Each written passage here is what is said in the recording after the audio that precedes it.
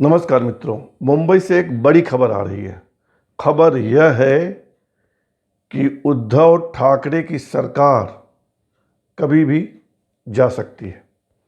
पूरी तैयारी हो गई है, प्लॉट बिछ चुका है, बस हाँ की देरी है और यह हाँ होगी अमित शाह की।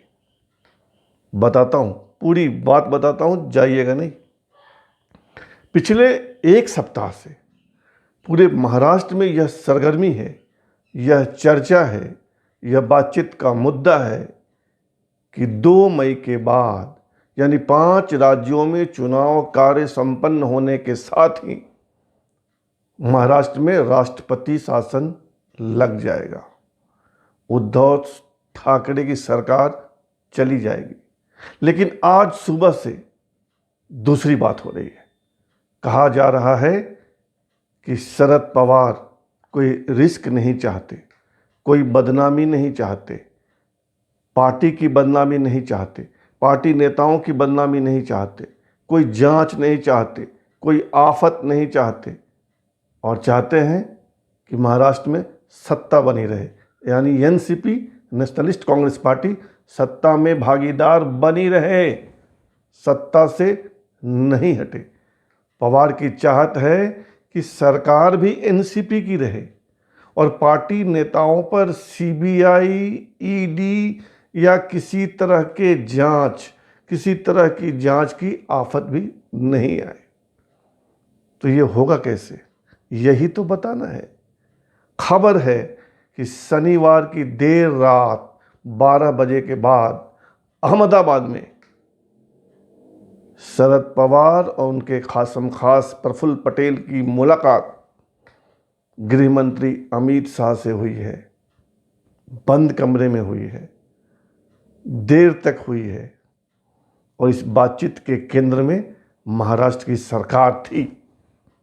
हालांकि जब आज अमित शाह से संवाददाताओं ने, रिपोर्टर्स ने पूछा कि क्या आपकी मुलाकात शरद पवार से हुई है, प्रफुल्ल पटेल से हुई है, अमित शाह ने गोलमोल जवाब दिया।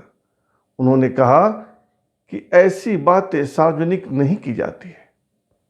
एक और सूचना है और इस सूचना से भी तार जुड़ रहे हैं कि महाराष्ट्र में सब कुछ ठीक नहीं चल रहा है।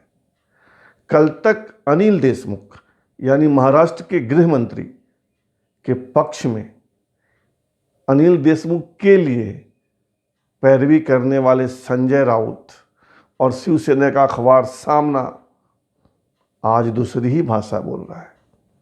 आज के सामना में छपा है कि जांच तो इस बात की होनी चाहिए कि सचिन वझे नामक एक इंस्पेक्टर लूट मचाता रहा, फिरौती वसूलता रहा, दादागिरी करता रहा और गृह मंत्री को इसकी जानकारी क्यों नहीं लगी, कैसे नहीं लगी। सवाल यह भी पूछा जा रहा है कि अंबानी परिवार को धमकी देने वाले पुलिस इंस्पेक्टर सचिन वझे को इतने अधिकार, ढेर सारे अधिकार किसके इशारे पर मिले, किसने दिए यह अधिकार, किसने दिए इतने अधिकार। अब आप देखिए महाराष्ट्र की सरकार कैसे संकट में है। एक ओर तो शरद पवार, प्रफुल्ल पटेल मिल रहे हैं अमित शाह से और दूसरी ओर शिवसेना और सामना की भाषा उल्टी हो गई है। अब ये अनिल देशमुख के पक्ष में नहीं बोल रहे, अब ये अनिल देशमुख के विपक्ष में बोल रहे हैं। यहीं पे घालमेल लगता है, कन्फर्म नहीं है अभी, लेकिन लगता है कि महाराष्ट्र की सरकार गिरेगी और वहाँ नया खेल होगा। महाराष्ट्र में अब तक शिवसेना, कांग्रेस, एनसीपी की सरकार है और अब वहाँ एनसीपी और बीजेपी की सरकार होगी। कैसे होगा यह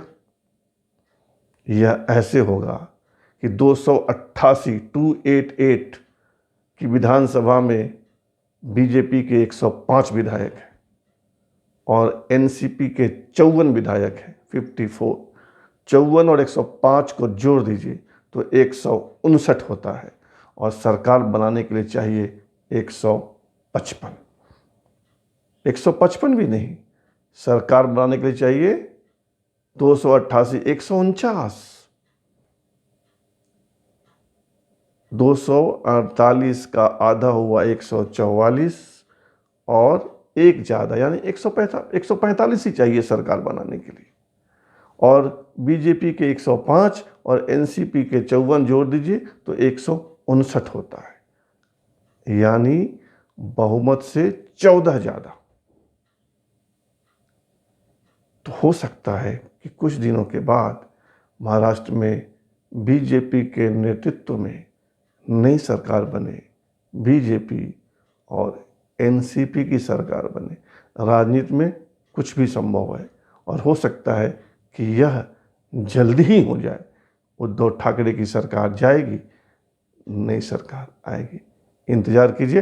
तब तक हमारे इस चैनल को सब्सक्राइब कर लीजिए, लाइक कीजिए, शेयर कीजिए और कमेंट भी कीजिए। अगर मेरी बात बुरी लगती है वह भी लिखिए।